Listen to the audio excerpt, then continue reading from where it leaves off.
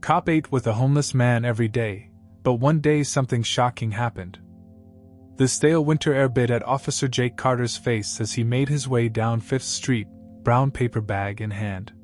His colleagues at the precinct often questioned his daily ritual, but Jake paid them no mind.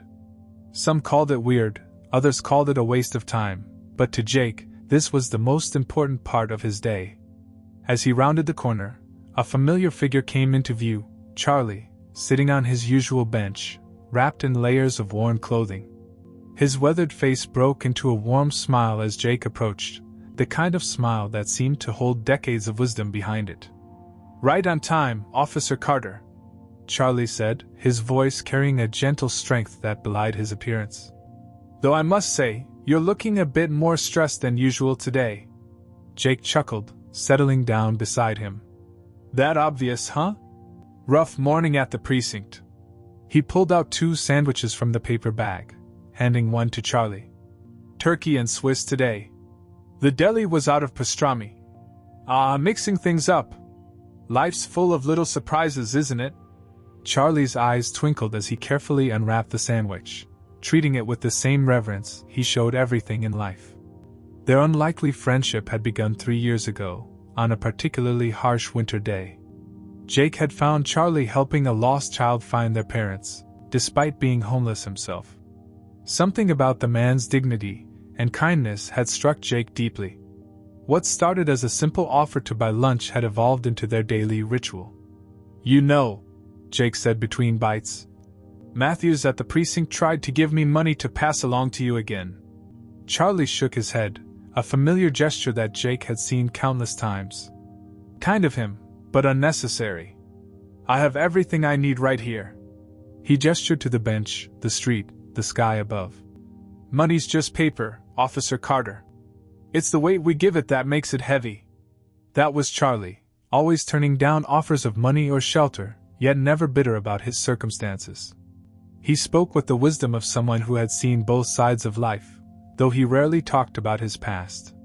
The few personal details he shared were like precious gems, carefully offered and always meaningful. Their conversations ranged from philosophy to current events, from local gossip to life's deeper meanings.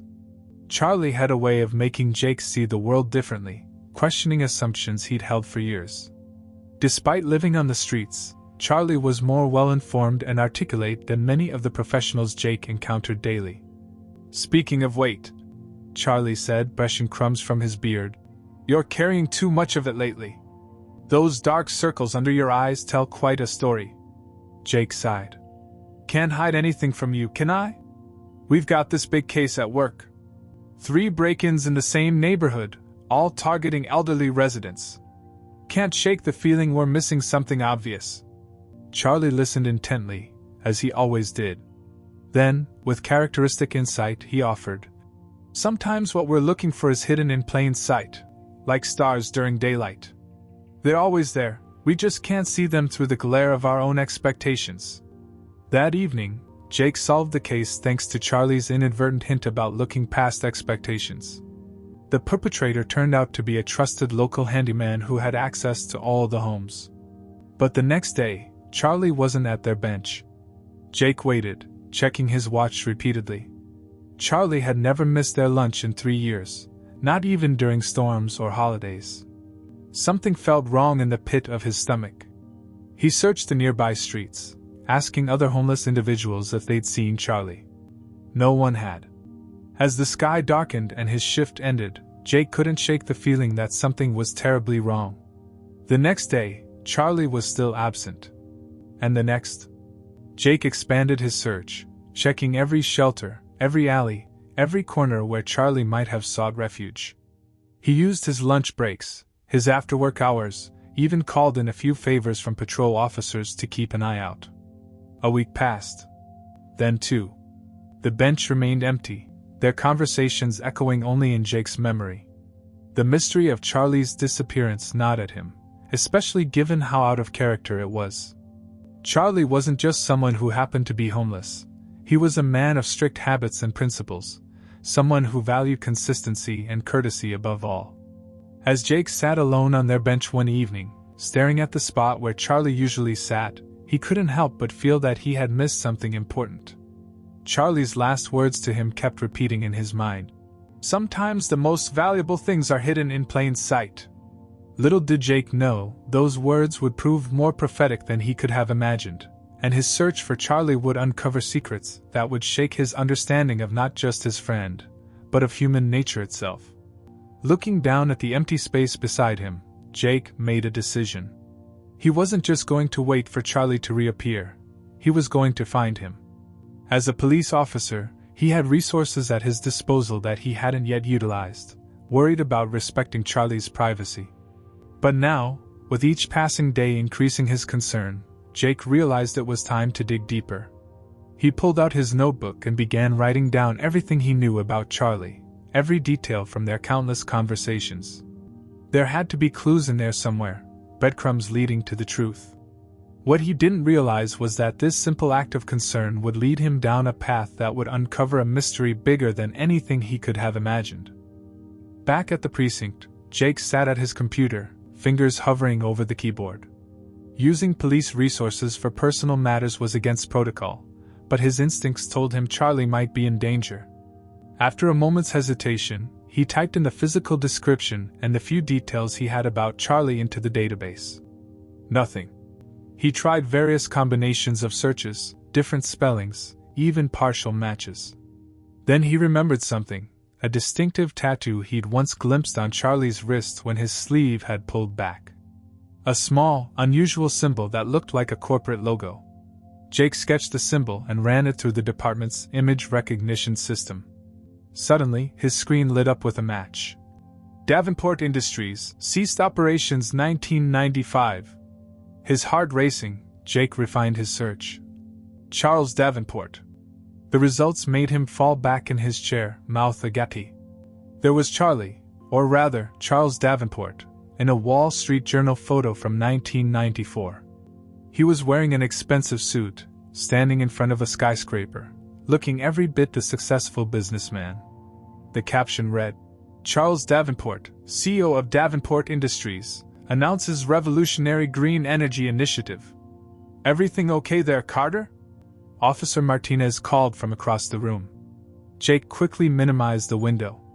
Yeah, just following up on something. After his shift, Jake dug deeper. He discovered that Charles Davenport had been worth over $300 million in 1994. Adjusted for inflation, that would be closer to $500 million today. But the strange part? The money hadn't vanished. According to financial records, most of it still sat in various accounts and investments, untouched for decades. Why would someone with access to millions live on the streets? Jake muttered to himself, printing out document after document. The next discovery nearly made him spill his coffee. Charles, still owned property. A massive estate on the outskirts of the city, purchased in 1990. The property taxes were paid automatically each year through a trust. Jake pulled up the satellite view of the address. The mansion sat on 10 acres of land, surrounded by old-growth trees. From above, it looked abandoned, the gardens overgrown, the driveway cracked and weedy. But something wasn't adding up. The more Jake investigated, the more inconsistencies he found. Certain records were missing or clearly altered. Documents that should have existed were nowhere to be found. Tax records showed strange patterns of activity, like ripples in what should have been a still pond.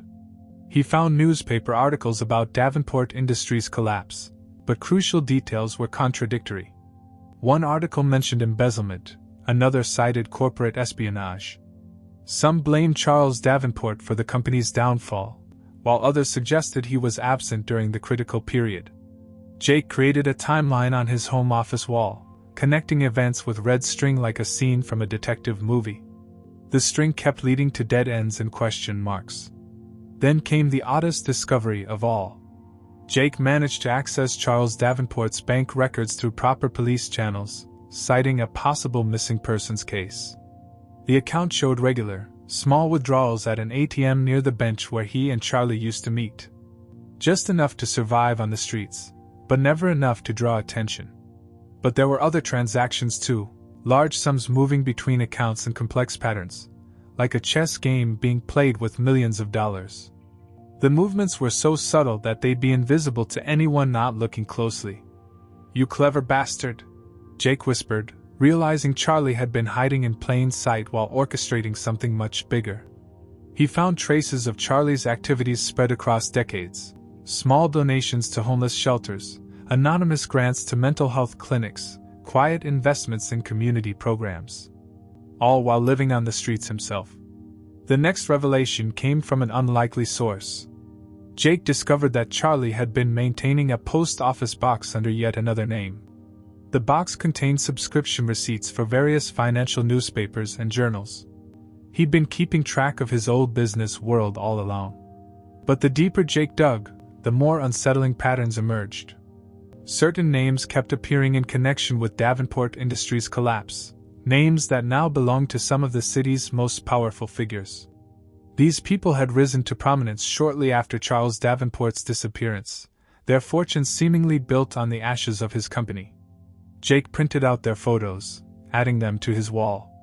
These men now sat on city councils, ran major corporations, controlled vast charitable foundations. They looked respectable in their press suits and practiced smiles, but Jake's instincts told him there was something sinister behind those polished veneers. He began cross-referencing dates and events. The night Davenport Industries collapsed, millions had been transferred to offshore accounts.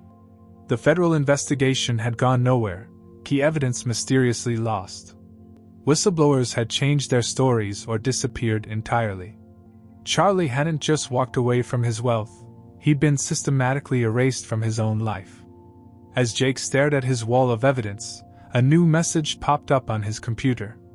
It was an alert he'd set up to track activity on Charlie's accounts. A large sum had just been moved, then quickly divided among several smaller accounts. The transaction was complex enough to be nearly untraceable, unless you knew exactly what to look for. Charlie wasn't just hiding. He was preparing for something. Jake checked his watch, 3 a.m. He should have been exhausted, but adrenaline coursed through his veins. His friend wasn't just a homeless man with a mysterious past. He was a brilliant strategist playing a long game that Jake was only beginning to understand. But one crucial question remained: what had caused Charlie to disappear now, after all these years of careful routine? What had changed to make him finally set his plan in motion? The answer, Jake suspected, lay in that abandoned mansion on the outskirts of town. And he knew that's where he needed to go next. Dawn was breaking as Jake's car crunched up the gravel driveway of the Davenport estate. The mansion loomed before him, its Victorian architecture casting long shadows in the early morning light. Ivy crawled up the walls like grasping fingers, and shutters hung askew from weather-worn windows. Jake approached the front door, flashlight in hand. Years of police work had taught him to be cautious, but something told him he wasn't in danger, not yet, anyway. The door was locked, but a key sat hidden beneath a loose brick in the steps, exactly where Charlie had once casually mentioned he always kept his spare key. Back home. The door creaked open into a time capsule. Sheets draped over furniture like ghosts of the past. Despite years of abandonment, there was no dust on the floor. Someone had been here recently. Jake's flashlight beam revealed a grand staircase leading to the upper floor, but his attention was drawn to a door beneath it. It looked newer than the others, with a modern keypad lock. He remembered Charlie's habit of always punching numbers into the ATM in the same rhythm, almost like a tune. On a hunch, Jake tapped out the same pattern. The door clicked open. Inside was a study that looked recently used. Unlike the rest of the house, this room was clean and organized. One wall was covered in old newspaper clippings, yellowed with age but carefully preserved. Jake's heart raced as he began to read. Davenport Industries CEO accused of massive fraud. Charles Davenport disappears as investigation begins. Thousands lose jobs as Davenport Industries collapses. But beneath these headlines were other clippings, smaller articles that told a different story. Questions arise about missing evidence in Davenport case. Whistleblower in Davenport investigation dies in apparent accident. Former Davenport executives launch successful new ventures. A leather-bound journal sat on the desk, its pages filled with Charlie's neat handwriting. Jake began to read. October 15, 1994 they finally made their move today. Victor, Marcus, and Richard, my trusted partners for 15 years, the men I considered brothers. They've been planning this for months, maybe years. The evidence they planted, the accounts they manipulated, all of it pointing to me. They knew I was close to perfecting the solar technology that would have made fossil fuels obsolete. They couldn't let that happen. Too many powerful people would lose too much money. I could fight, try to prove my innocence. But they've thought of everything. The only way to beat them is to let them think they've won. So tomorrow, Charles Davenport disappears. But I'll be watching, gathering evidence, waiting for the moment to set things right. Jake's hands trembled as he turned the pages. Charlie had documented everything meticulously over the years. Photos, bank statements, recorded conversations, a complete record of how his partners had framed him while stealing his company and his revolutionary green energy technology. In the corner stood a safe, its door slightly ajar. Inside, Jake found more recent documents. They showed how Charlie's former partners had built their new empires on stolen technology and fraud. Victor Chin was now the city's largest real estate developer. Marcus Reynolds sat on the board of 3 major energy companies. Richard Cooper had become a prominent state senator. But the most damning evidence was a USB drive containing emails and financial records proving they were still actively suppressing new green energy technologies, protecting their fossil fuel interests while the world burned. A leather briefcase lay open on a chair, containing what looked like legal documents prepared by high-powered law firms. Charlie hadn't just been gathering evidence. He'd been preparing for the day he would reclaim everything that was stolen from him. Jake picked up a more recent journal entry. The timing has to be perfect.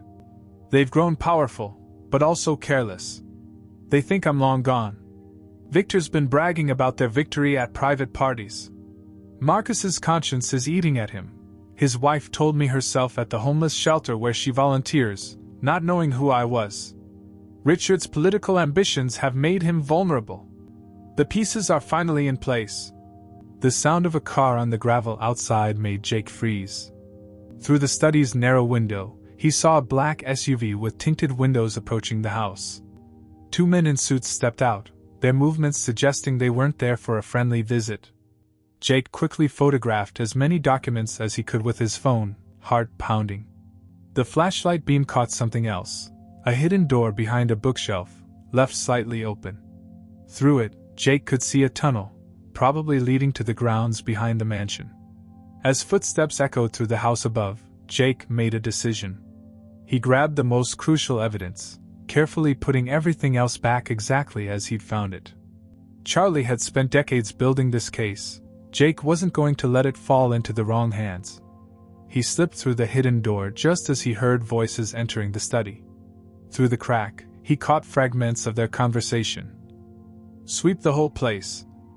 Cooper wants everything gone. That cop's been asking questions." Jake held his breath, waiting in the darkness of the tunnel. Charlie's words from their many conversations took on new meaning. All those philosophical discussions about justice, patience, and the long game, they hadn't just been abstract ideas. They were the principles that had kept Charlie going through decades of careful planning. Now Jake understood why Charlie had disappeared so suddenly. His enemies were closing in, which meant Charlie was finally ready to make his move. But first, Jake had to get out of this tunnel alive, and find Charlie before the people who had destroyed his life realized their carefully buried past was about to come back to haunt T. Jake spent the next 3 days meticulously organizing the evidence he'd gathered from Charlie's mansion. His dining room wall had become a complex web of connections, linking shell companies, suspicious deaths, and manipulated contracts. Each thread led back to the 3 men who had betrayed Charlie: Victor Chin, Marcus Reynolds, and Senator Richard Cooper. The morning of the 4th day, Jake found an envelope slipped under his apartment door. Inside was a single sheet of paper with a typed message. "Stop looking, or you'll disappear too." The threat was clear, but what worried Jake more was the implication. They knew where he lived. His phone rang. Unknown number. "Officer Carter," a smooth voice said when he answered. "This is Victor Chin. I'm having a small gathering at my penthouse this evening. I'd appreciate it if you join us. We have mutual interests to discuss. Jake's pulse quickened. Victor Chen never invited police officers to his elite social circles. What time? 8 o'clock. Come alone. My assistant will text you the address. The line went dead. Jake checked his service weapon and backup piece, then called his partner, Detective Sarah Martinez. If you don't hear from me by midnight, everything you need is in the blue folder in my desk. Jake, what's going on? Just insurance, Sarah. I might be onto something big. The penthouse occupied the entire top floor of the city's most exclusive residential tower. A silent security guard led Jake to a study where Victor Chen waited, looking exactly like his photos in business magazines: elegant suit, perfectly groomed silver hair, practiced smile that never reached his eyes. Officer Carter. Chen gestured to a leather chair. Drink? I'm on duty. Chen laughed. Are you? I thought this was more of a personal investigation. He sat behind his desk. You've been asking questions about Charles Davenport. Looking into things better left in the past. I'm investigating a missing person. Ah, yes, your homeless friend. Charlie, was it? Chen's smile hardened. Tell me, Officer Carter, do you enjoy your job? It would be a shame if certain indiscretions came to light. That shooting incident last year that was ruled justified, what if new evidence suggested otherwise? Jake kept his face neutral. Are you threatening a police officer? Threatening? No, I'm offering friendly advice. Drop this matter. Focus on your real duties. Whatever you think you've discovered, you're in waters too deep for a beat cop. Like the waters you drowned Charles Davenport in? Chen's smile vanished. You have no idea what you're talking about. Davenport was a fool who flew too close to the sun. We simply clipped his wings. Before or after you stole his clean energy patents? A flash of surprise crossed Chen's face before he could hide it. You should leave now, Officer Carter. Remember our discussion. Some mysteries are better left unsolved. But as Jake stood to leave, Chen added. Oh, and that evidence you took from the mansion? I'd suggest returning it. Immediately. There's a very fine line between investigating and stealing. Jake's hand tightened on his car keys. I'll keep that in mind. Back home, Jake found his apartment door slightly ajar. Inside, every drawer had been emptied, every cabinet searched. His evidence wall had been torn down, photos and documents missing. But they hadn't found everything. The most damaging evidence was still secure in the hidden safe at his precinct, including the contents of the USB drive he'd found. More importantly, he'd made digital copies of everything, encrypted and stored on secure servers. His phone buzzed with a text from an unknown number. Final warning. Back off. Jake's response was to send an email to every major news outlet in the city. Subject line: Senator Richard Cooper linked to massive corporate fraud. He attached just enough evidence to make them hungry for more. Then his phone rang again. This time, a familiar voice. The homeless shelter on 10th Street. 1 hour. Come alone. It was Charlie. The shelter was closed for renovations, its windows dark. Jake found the side door unlocked. Inside, past empty corridors, he found Charlie in what used to be the dining hall. He looked different, clean-shaven, wearing good clothes, but with the same wise eyes Jake remembered. You've been busy, Charlie said. So have they. Chen just threatened me. They tore apart my apartment. Charlie nodded. I knew they would. That's why I let you find the mansion, find the evidence. I needed someone they couldn't ignore, a police officer asking official questions. You set this all up? I've had 30 years to plan, Jake. Every move calculated. Chen, Reynolds, Cooper, they've grown powerful, but power made them arrogant. They never imagined I'd spend decades living on the streets, watching them, gathering evidence, waiting for the perfect moment. Jake pulled out his phone, showed Charlie the email he'd sent. I might have accelerated your timeline. For the first time since Jake had known him, Charlie laughed out loud. Perfect. By morning, every reporter in the city will be digging. Coopers can't afford scandal. He'll turn on the others to save himself. They'll try to stop it. Too late. Charlie pulled out a laptop. While they were searching your apartment, I was executing the final step. Every major financial agency, law enforcement body, and news organization just received 30 years of evidence. Bank records, emails, proof of fraud, suppressed technology patents. Jake stared at his friend with new appreciation. You used me as a distraction. I used you as a catalyst. For years, I've watched them destroy lives, block clean energy innovations, corrupt politicians. They thought they'd buried their sins. Time to resurrect them. Charlie's fingers flew over the keyboard. By dawn, their offshore accounts will be frozen. Their secret documents will be public. Their empires will crumble.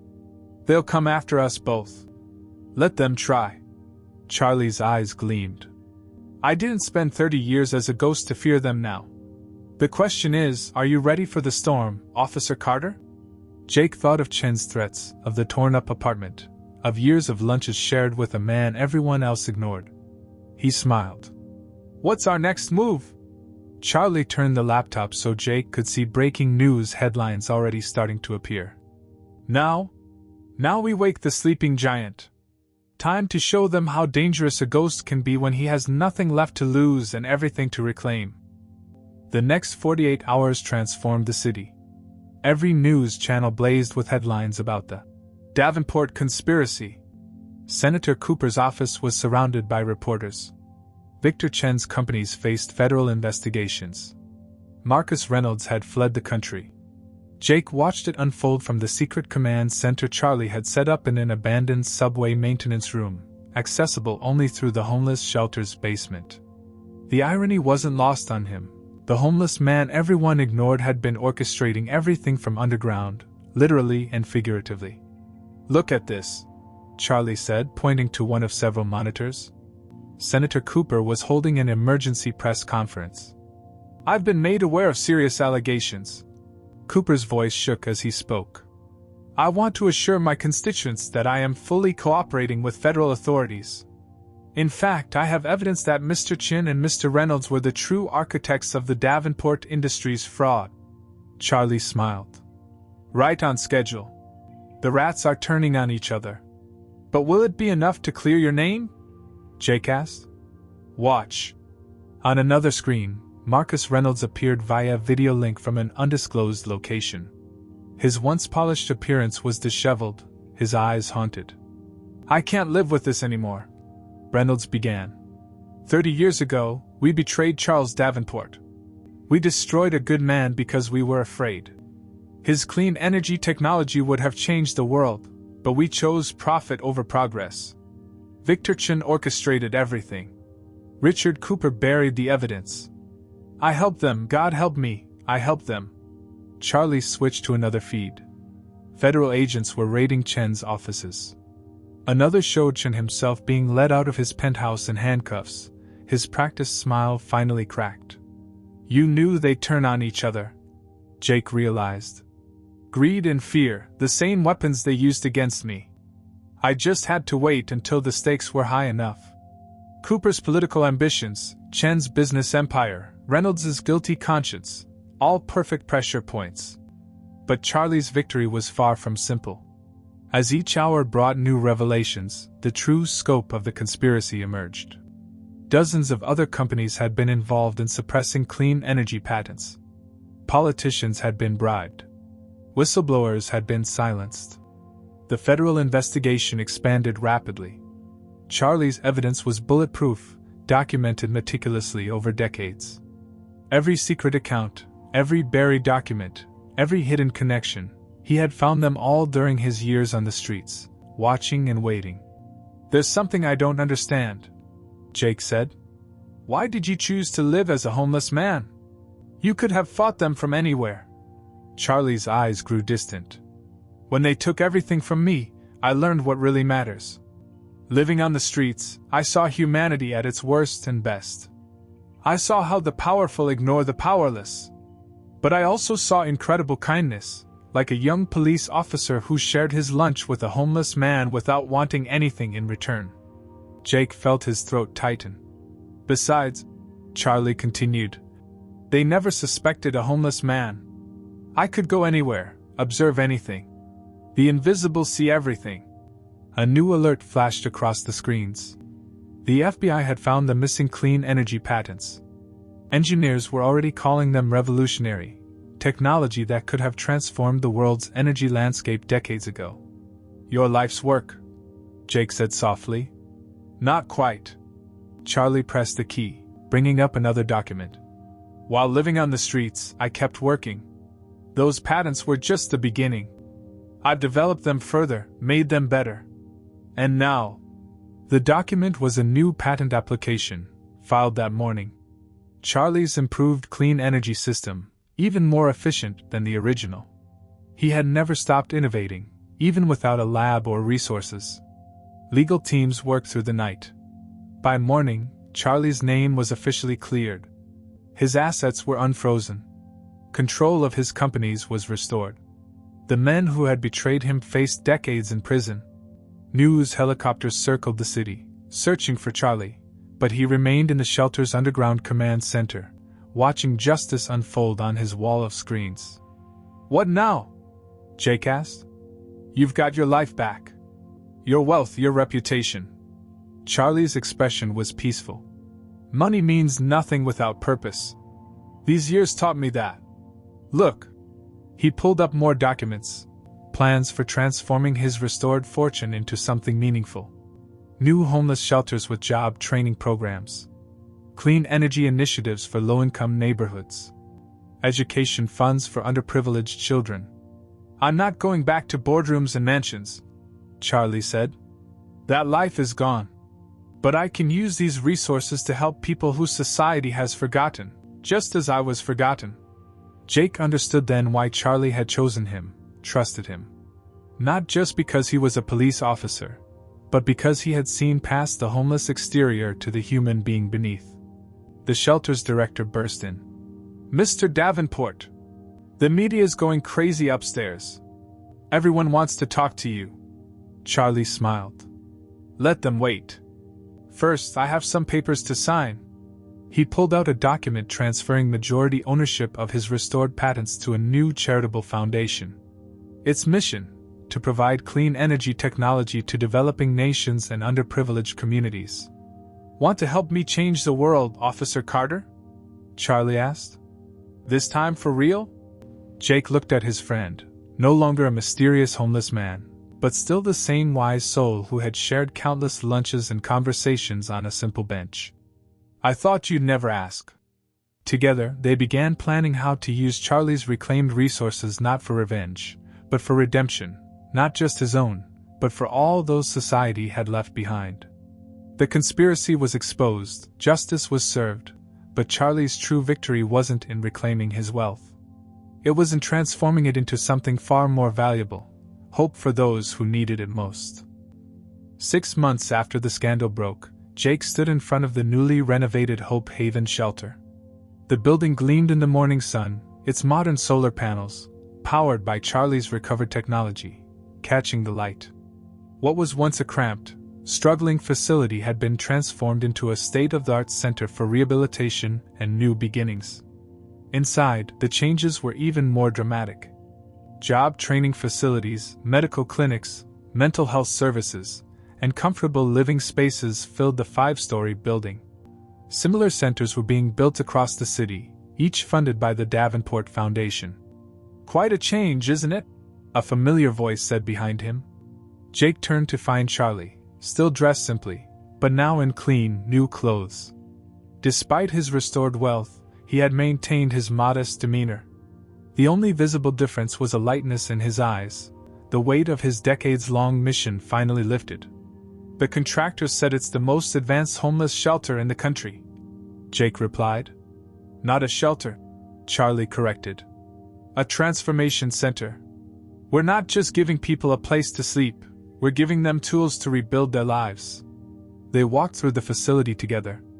In the computer lab, former homeless individuals learned new skills.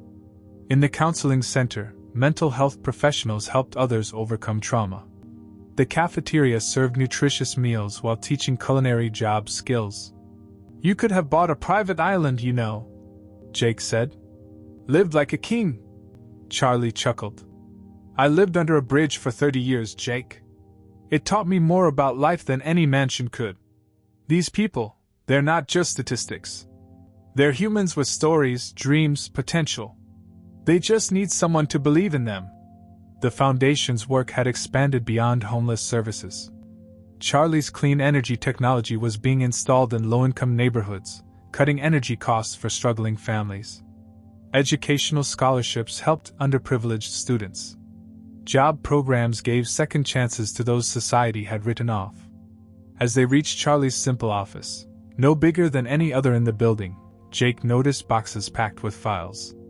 "Going somewhere?" Charlie nodded. "My work here is done. The Foundation has a brilliant team running it. The technology is being used for good. Justice has been served." He smiled. "It's time for me to find my own peace." "You're leaving?" Jake felt a familiar ache, remembering when Charlie had first disappeared from their bench. "There's a small coastal town up north. I bought a modest house there, nothing fancy. Going to spend my days walking on the beach, reading books, maybe doing some writing." Charlie's eyes twinkled. "No more conspiracies to unravel." He handed Jake an envelope. Inside was a letter and a key. "The key is to a safe deposit box," Charlie explained. "Everything you need to keep the Foundation on track, plus some personal notes about what these past few years have meant to me." Jake started to read the letter, but Charlie stopped him. "Not yet. Read it once I'm gone." They walked outside, where a simple car waited, not the luxury vehicle a millionaire might choose, but a practical hybrid running on Charlie's own clean energy technology. "The Foundation's board position is yours if you want it," Charlie said. "You've earned it. Not just by helping me expose the truth, but by being the kind of person who'd share lunch with a homeless man, day after day, expecting nothing in return." Jake felt tears threatening. "Will I see you again?" "Perhaps. Life has a way of bringing the right people together at the right time." Charlie extended his hand. "Thank you, my friend. You gave an old man a reason to trust again." They embraced, and then Charlie got into his car. As he drove away, Jake finally opened the letter. "Dear Jake, wealth means nothing without purpose. I learned that lesson the hard way, losing everything I had built. But in losing it all, I found something more valuable, the truth about what really matters in life. It's not the money we accumulate or the power we wield. It's the lives we touch, the hope we inspire, the changes we make in the world around us. You taught me that, day by day, lunch by lunch, conversation by conversation. When they stole my company, my reputation, my life's work, I could have become bitter. Instead, I chose to wait, to watch, to plan not just for revenge, but for redemption. Not just mine, but for all those who society forgets. The Foundation is now yours to help guide. The money is there, but more importantly, the purpose is clear. Help those who need it most. Give hope to those who have lost it. Be the light that shows others the way forward. I'm not running away this time. I'm walking toward peace, knowing that what we've built together will continue to grow, to help, to heal. The world may not remember Charles Davenport, the businessman who lost everything, but perhaps they'll remember the legacy of hope we've created together. Thank you for seeing me when others looked away. Thank you for listening when others stayed silent. Thank you for believing in justice when others accepted lies. Take care of them, Jake. Take care of yourself. Your friend always, Charlie." Jake folded the letter carefully, wiping his eyes. Above him, the solar panels gleamed in the sunlight, powering new beginnings for countless lives. On the street, people passed by the building, some heading to jobs they'd trained for here, others coming and seeking help, all of them touched by the quiet vision of a man who had lost everything only to find a greater purpose. The old bench where they'd shared so many lunches remained in front of the building, a reminder of where it all began. Jake sat down, unwrapped a sandwich, and smiled. Charlie was gone, But his legacy would live on in every life changed, every hope restored, every second chance given.